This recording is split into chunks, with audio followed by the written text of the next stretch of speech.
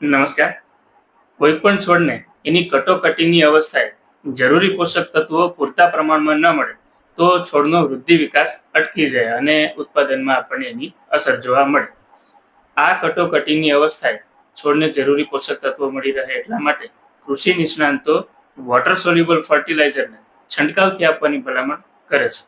આ water soluble ફર્ટિલાઇઝરો છે એ છોડની અવસ્થા અનુસાર જુદા જુદા ગ્રેડના આવે છે અને એને એ મુજબ વાપરવાના હોય છે. એમાંથી આજે આપણે વાત કરવાના છીએ મોનો એમોનિયમ ફોસ્ફેટની, એટલે કે 1261 નામથી જેને ખેડૂતો ઓળખે છે એ.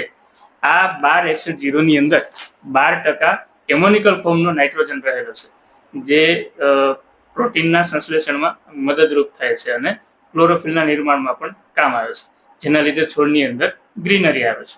એ સિવાય એની અંદર રહેલો 61% જેટલો ફોસ્ફરસ છે એ છોડના મૂળ, દાંડી અને પર્ણના વિકાસમાં અને ફ્લાવરના વિકાસમાં મદદરૂપ થાય છે, જેના લીધે નવા મૂળ ફૂટે છે, નવી ડાળીઓ ફૂટે છે અને ફૂલનો વિકાસ થાય છે.